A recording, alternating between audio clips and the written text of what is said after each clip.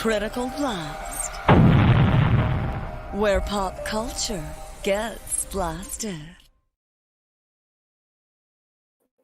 And good evening once again, ladies and gentlemen. I am RJ Carter, Senior Managing Editor here at criticalblast.com, where pop culture gets blasted.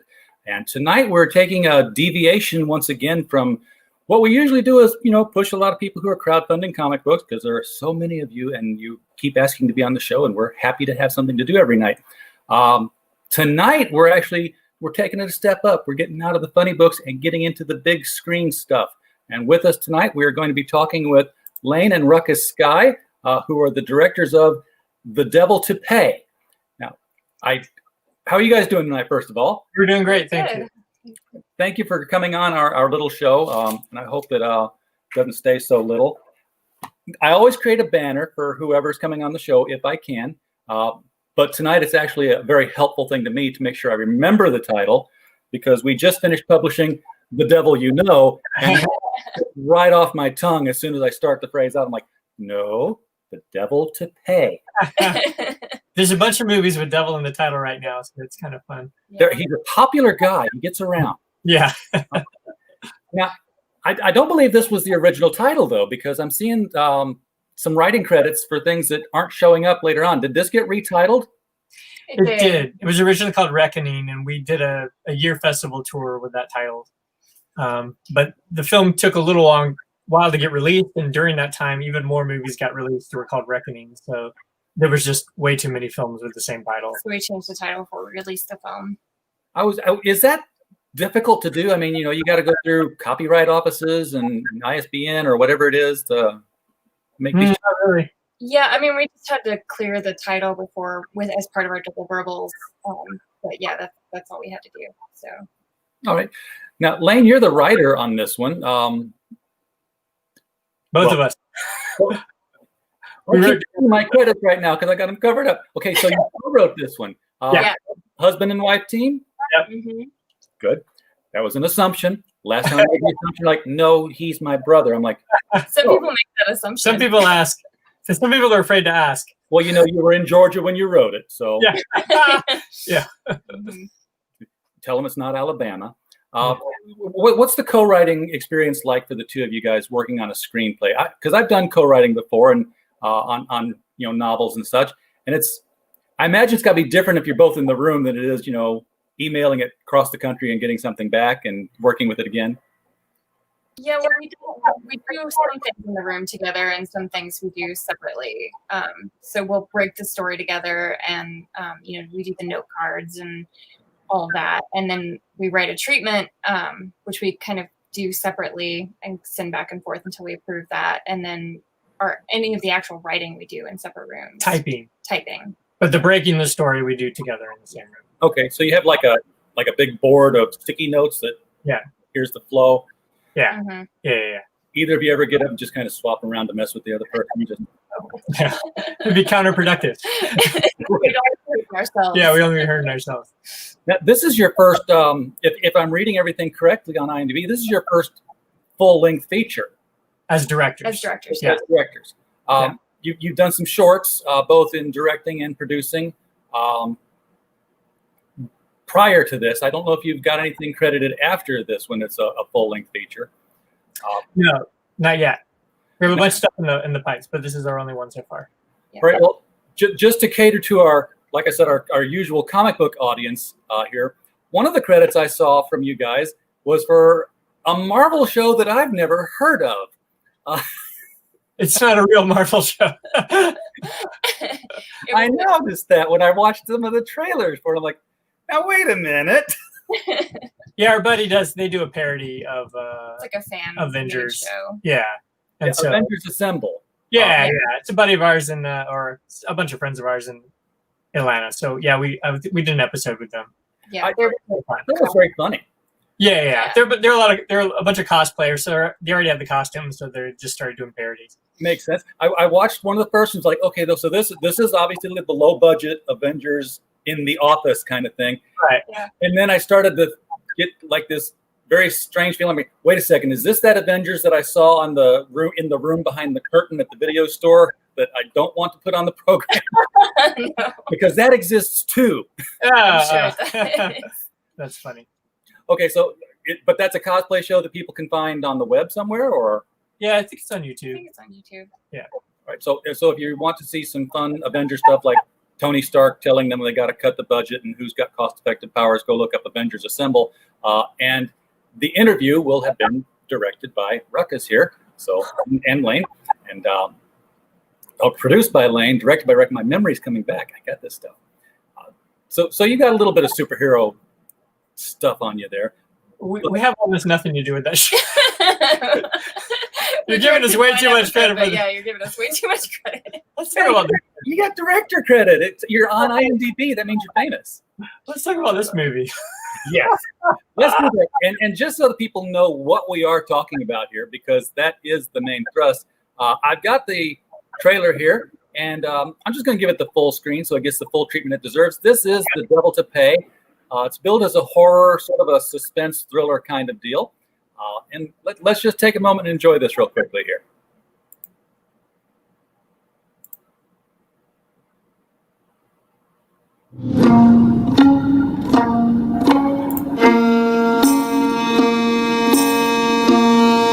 Get up in there. I want Daddy to take me in. I know you do. Morning, Lemon. Can't this wait till Tully get home? How long you been gone? Dreams can be dangerous. Tully? Can blind a man to his duties. I suppose you're wondering why I summoned you. The debt is paid. I gave him a chance to make it right. Find your husband, return what's mine. I'll murder your boy. And I'll bury you alive right next to him.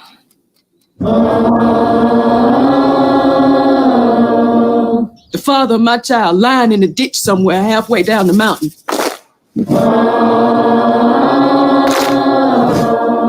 Takes a while to dig a grave. They got my boy. I need your help, Percy. It's war.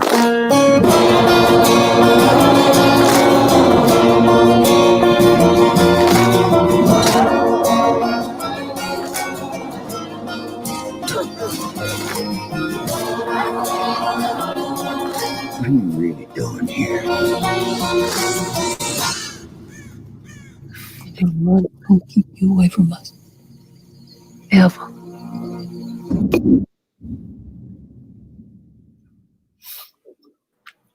Okay, so that's pretty intense.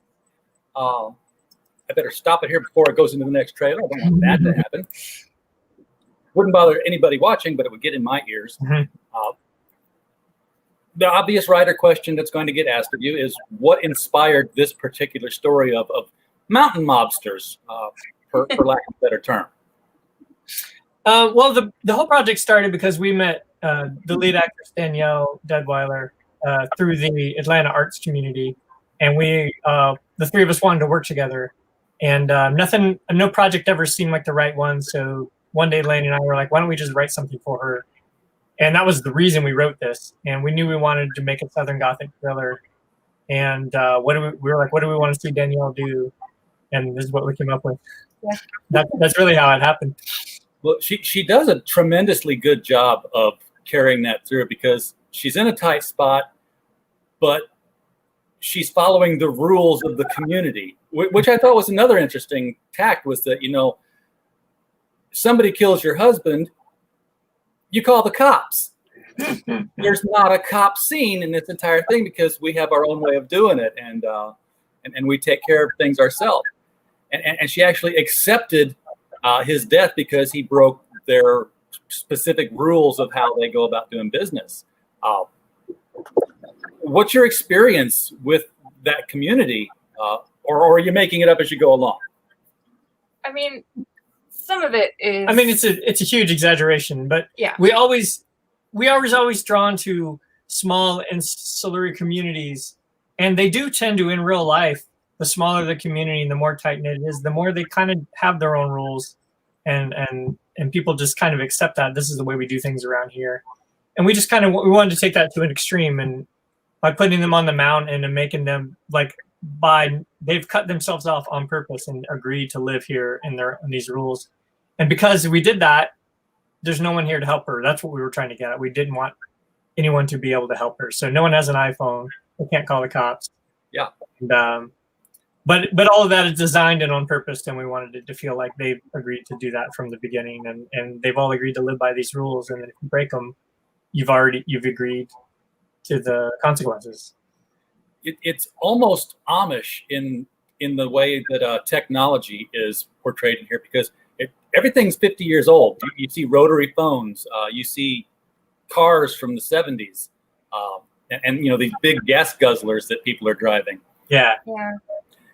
Was that easy to get hold of, the equipment to put in here? I mean, yeah, we looked out. We shot in a little town called Hiawassee, Georgia, and it's North Georgia, about 2 hours north of Atlanta. And we connected with one of our producers who is from that area, and her family owns a big farm. And so through her, we were able to connect with several locals who were like car enthusiasts. And so they were really happy to show us their lot of, beat up cars, and we got to pick the ones that we wanted to use. Yeah, and all these houses are 100-year-old houses that are there. And, we were just very fortunate that all the locations and vehicles and things we needed, we were able to find in the same town. That is very fortunate, because otherwise, I can't imagine what you'd have to go through to actually bring everything like that together, and the cost of such a thing for an independent film. You're going to be working on some kind of a budget that is out of your own pockets. You're the producers, right. And as well as Danielle did with her role. The more chilling one to me was Catherine Dyer as Tommy Runyon. Just this sweet as pie, this bless your heart, this I'm going to put an ice pick through your earlobe in just a second here. Anybody who tells you that you have to lower your voice, growl, and say 4-letter words to be a mobster is an ignoramus. and if you don't want to know why they're laughing, watch the show. Get out there and get your copy. It's on Amazon Prime, by the way. But I imagine it's going to be out on DVD as well. Yeah, the DVDs are for sale on Amazon and Best Buy right now as well. But yeah, it's for rent almost anywhere you can rent a movie. Okay. Now, was this going to have a widescreen distribution, and was that in any way hampered by 2020? It definitely has been. Yeah. There were plans to release in LA and Atlanta and a couple of other markets. It wasn't going to be a wide release, but it was going to be a limited release, and that's all got shifted because of COVID. So. And it is going to be playing at some drive-ins. But I can't even tell you right now. Week by week, it changes. So yeah, unfortunately, that has hindered that. We do know on Friday it's going to be playing in Atlanta at the Plaza Theater there. So we're excited. Okay. Because I would imagine even limited engagements, that's important to an independent film to get that kind of a presence. Yeah. But it is the perfect drive-in film, because it's very grindhouse in a lot of its feel. It reminds me of a lot of the. It's built as a horror movie in some of the PR pieces I've seen, but I don't get much horror out of it as much as I get this just intense suspense and drama.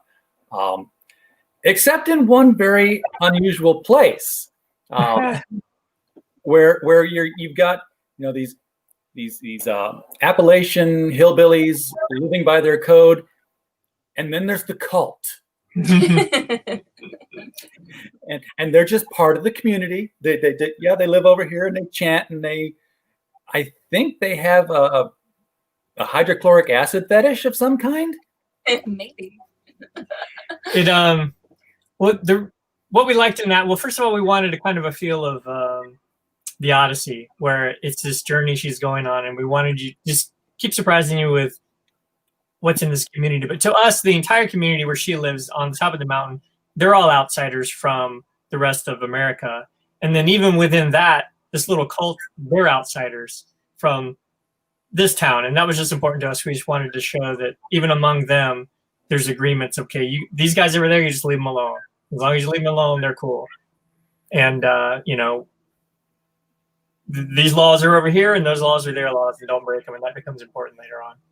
Now, Yeah. I wasn't quite sure what happened with the cult leader because We're getting, Spoiler. we're getting in spoilery territory. The only thing we'll say that is that after you see the movie, and this entire movie is fiction, except for that part, which is actually based on a real life cult and a man who did something to himself. And if you Google it, Yeah, it was But a cult in Utah. I don't want to and say any more than that because it's very spoilery. the thing that he does that is horror movie was done in a cult in Utah. yikes. So that's like the craziest part of the movie, and that's the only part we didn't actually make up. Basically, he overtreated a wart, was what I took. Something like that. Something like that. Yeah. But that part actually happened in real life, which is crazy. You know. Well, that's why they say truth is stranger than fiction, because fiction has to make sense. But it was very eerie and creepy. Just the way the characters, the cult members, the way they spoke, the way they carried themselves, the chanting, and then of course, if you bring a weapon onto the property and you don't relinquish it, that's the law. Don't. Yes, they get very peaceful on your ass in a hurry. Yeah, and most of those extras were locals to the Hiawassee community that just came out and wanted to be in a movie, and they were so good. Like, we were, sometimes you get extras in a film, and you're like regretting the fact that you got non-professional extras, but these guys were committed. They look like they lived there. I would have not picked any of these characters as local community theater actors, and I don't know where they all came from. You had the two mobsters who visit Lemon's house to tell her, "Hey, you've got to go see Tommy," and we're going to see with your kid. Those are all professional actors. We're just talking about the cult members. Okay. Those are all non-actors. I knew you'd run into Danielle through the Atlanta community. All the other actors are seasoned professional actors yeah. who've been in a lot of movies and TV shows. From the Atlanta community as well. We've known them over the years. They're people that we've wanted to work with, like Danielle, and never found a reason to, or people that we've worked with and enjoyed working with. And so we wrote. So many of the roles we wrote for those actors. Yeah. And they all fortunately agreed to do it and were available. And they're all, there's something about Southern evil. in that it's just, from Tommy to the gentlemen who show up at her house, they're very polite, but we're going to do business, and we're digging a hole. You know what it's for. You don't take care of your stuff, and you don't have to worry about nothing. And you almost feel like, I go do my stuff. I don't have to worry about nothing. They're just digging a hole. Yeah. Yeah. Oh, and that was important to us, and that goes to the whole storyline, which is we've all agreed to these terms, and if we've all agreed to it, then we've agreed to it. And those are the rules. It's only later when maybe she starts to believe that, wait, maybe someone is breaking the rules, and that's what's happening. And that's her discovery. And that's what, Right. She comes not to trust this system of laws that has served her so well over the years.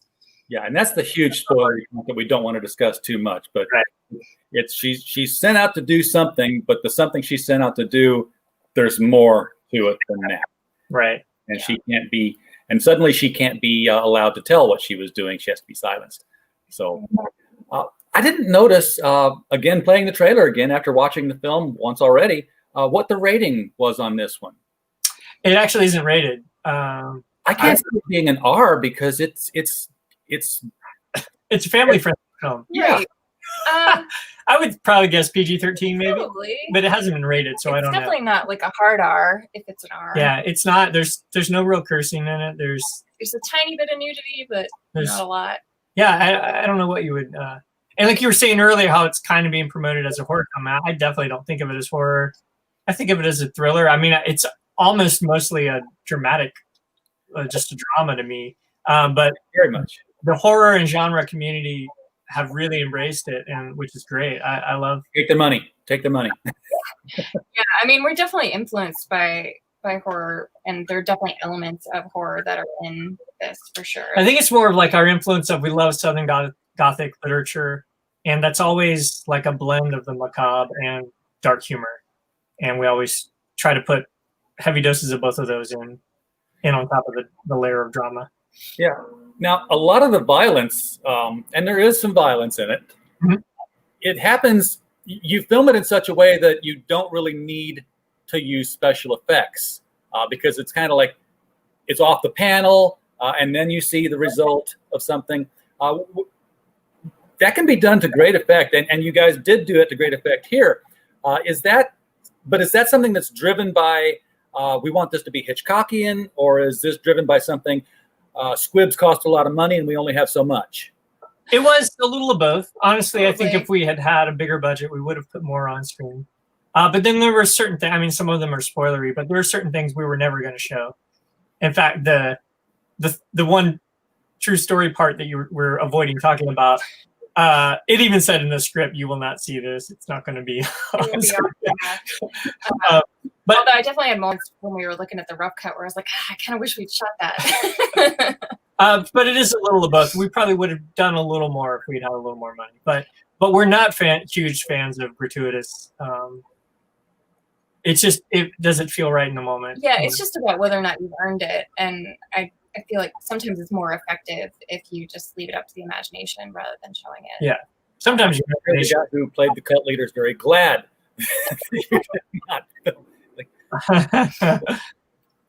We're good.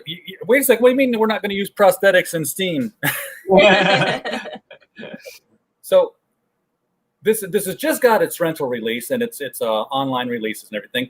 Have you been able to gauge any kind of reaction yet, reception to the film, or is it, you got to wait so many weeks before you can truly see numbers start rolling in?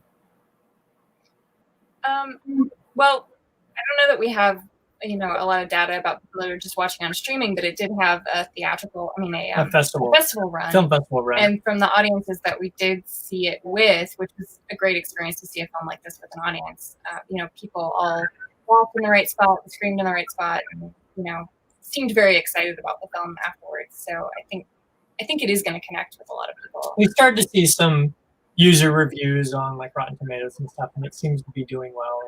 And some other film coverage outlets have started releasing their reviews, and they've been very kind reviews so far. So we're feeling pretty good about it.